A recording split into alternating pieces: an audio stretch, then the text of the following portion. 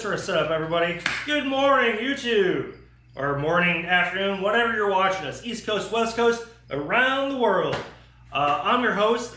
Name is Z James. This is Z32 Workshop, and the car is sitting on right now is a 1993 Nissan 300ZX convertible parts car. Today's episode, I'm going to try to remove the lower radiator core support. If any of you have this car, you know what I'm talking about, what it is. It is where people improperly jack on the car. They think they can jack on it. You can. You will lift the car. You will also twist it to where the hood won't fit properly and the front gaps won't look right. Because that's not where you're supposed to jack from. You're supposed to lift on the front subframe, where you can actually get put torque or pressure against it and have an issue. And if you do and jack it improperly, I'll show you what that looks like. We're gonna go over to my actual car and I'll show you what the small issue looks like. Because it's really annoying. I won't fix it on mine because it's not super bad, but I notice it so you can see it. If you notice here, see this gap panel? It's really tight there, a little messed up here, tight here, so it's got this dip. Now one would think the light's out of adjustment, but it's not. It all stems from this lower radiator support. And let me show you where that's at now too. Let me turn my light on. It's this front cross piece right here. This gets jacked on and everyone's like, yeah, I should be able to jack it, but it doesn't. It gets bent, it gets twisted, it gets messed up. As you can see, this is, I want to say welded or bonded in.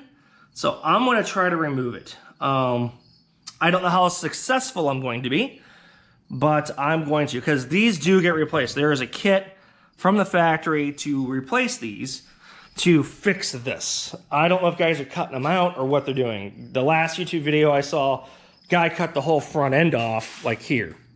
I'm like, that's not what you're gonna do. That seems silly. But this is something I should be able to try. I think this is, I don't know if that's welded or epoxied. You know, one of those bonded. I might hit this with a lot of heat. Yeah, see, I'm looking at that, and that looks like that's like a glue. You know, an epoxy bondo. I'm gonna hit this with a lot of heat. I'm gonna get my heat gun out, not a hairdryer, actual heat gun, and see if I can get this thing to loosen up. I think it's to be a good video for you guys to try to understand what you gotta replace to do this, and see what's out of the way. I mean, there's some more bolts here that I have no idea what they're holding on, because it doesn't make any sense, to be honest with you. Backing out there. So that's gonna be, I'm gonna get the light. That's gonna be today's episode. I know I'm already 3 minutes into this video. I'm trying to do short ones. This one will end up being longer, unfortunately. It's gonna be a lot of time lapse because I don't know how well this is going to go. Because after looking at the car, this is I've been promising it for a while, just like the doors, which I finally got off. This will be the last thing that comes off before I move my car out farther off against the wall to work on the rear end, the rear subframe, and all of that. I want to do that before I move it because I think I get a little more room right here to be able to do that. So we're going to probably put you on time lapse, and I'm going to try to get that out. I'm not sure exactly how, but if I wreck it, I wreck it. I'll be upset with myself more so than if I actually need it. I just want to see if I can salvage it in any fashion, because I know guys use those to replace, and that is straight from what I've seen, or at least straighter than what I've seen on other guys' cars. I had a guy come over here the other day, buy some parts off me. He looked at that and he goes, wow, that is straight. I wish I could put that on my car.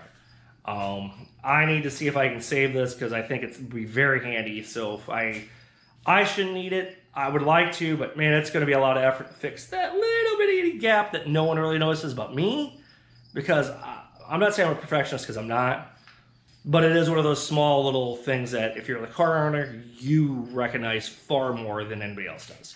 So, all right, let me put you guys on time lapse, hyperspeed, time lapse, time warp, and then we'll see what I'm doing here. So 3, 2, 1, woo!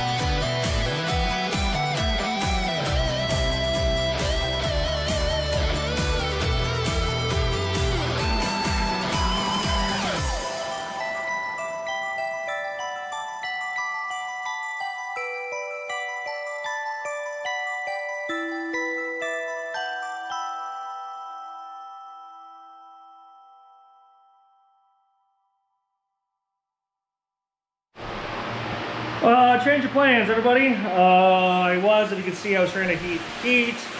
After doing a little bit of looking on it, I'm going to drill out all the spot welds that hold it in. I think that might be the easier answer. Instead of trying to deform it like I was with the chisel. I still may have to do that because that glue and the epoxy they put there. But I'm going to drill out all the spot welds going around it. I'll probably put you on super time lapse. Like, there's hyper time lapse, which is like 10x. What you just saw was like 15x. I'm gonna go all the way up to like 50x because it's gonna take a while. This process is gonna take some time, and I don't want this to be a long video for you guys. Once I'm done, and hopefully this thing is out, I'll show you where all those spot welds are at to get them to you. I just won't do it right now. I'll show it after the fact. So in 3, 2, 1, super time.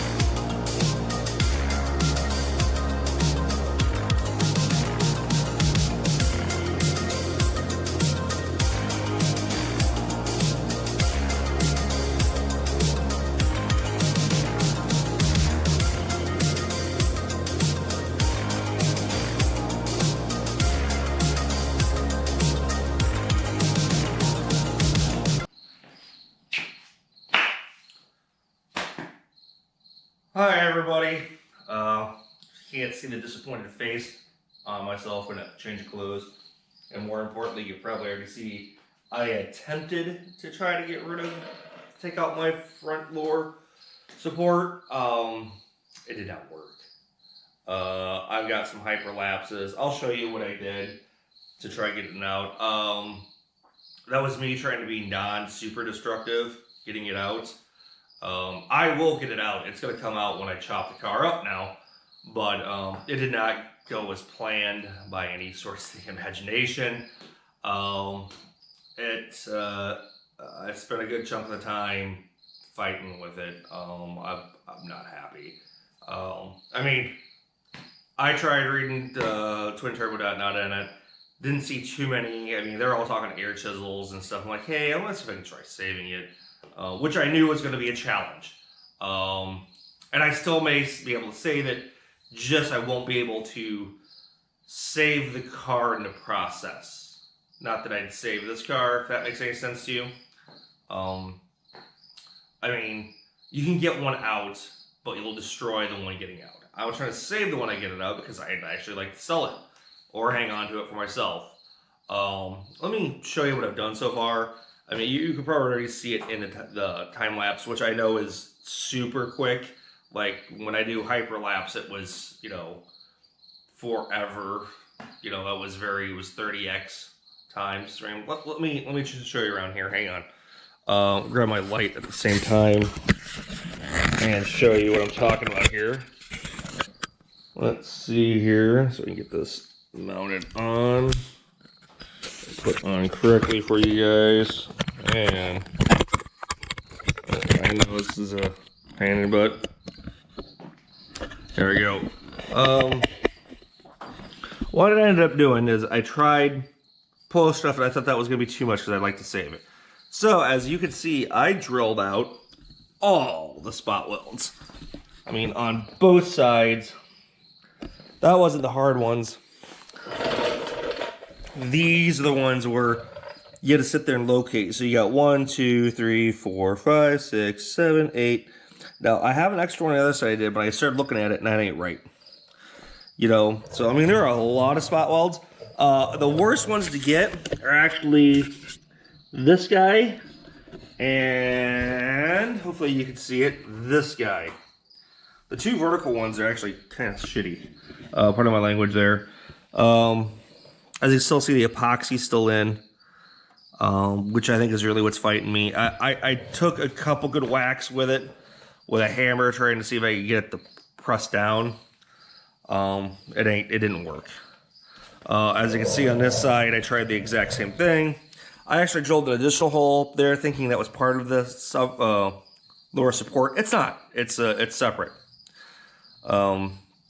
But now my goal is going to be, when I cut this thing up, is I'm going to slice it. It's going to be kind of slice it here and the closest spot here. So it'll just be this plus this on the outside. And then hopefully somebody can use it to save their car. I mean, that's the goal here. So let me get you flipped around again. That's going to be the goal on it. Well, hang on. Hopefully that works better. That's going to be the goal for it. Basically, I want someone to be able to use that, is what I'm thinking. And once I get it apart, maybe things will fall apart where it's not pressed in like where it's at, because right now the rails are holding it together, but if you get rid of that tension, maybe things come apart a little easier still. So I'm going to end up probably sawzawing that chunk off, at least the front portion, before I get a cutting torch, which is going to be fun. I'm going to try getting a cutting torch. I got a buddy of mine who said let me borrow his. So, although he did warn me, he goes, you know, it might be easier with a nice sawzall blade. They make some pretty good ones on metalwork that cut up pretty well. So we're going to find out. I want to see. I think it'll be at least fun and interesting, and I'm going to try it. Although fire in a garage that I don't have the door open, which I'll have to have the door open with a fire extinguisher, we'll see. So this is going to be the closeout video for that last one, which was yesterday's stuff. I do apologize, I'm ranting again. It didn't go well. That's a failure on my part. But I do think if you draw all those out, and you have an air hit chisel, and if you need to remove one from the car, that's how you do it. There's only one other video, guys, showing it on YouTube that I've seen, at least I could find, and the guys were sawzawing the front half of the car off. I don't understand what was tagged that way. I should have maybe asked. But at least this, if you did this, all you'd have to do is cut, saws all the middle, then you have the two uprights, and then you can take an air chisel and get rid of the rest of it. I mean, it would get the job done. And then you could weld in the one you need to put in. That's the big takeaway from there. So if you had the factory stuff that you could replace it with, which, just so you know, only the TT front lower core support is available anymore. The NAs are no longer. So that's why I'm trying to save this. I'm either going to hang on to it for myself, which, just in case something happens to my front end, I can replace it, or I might sell it.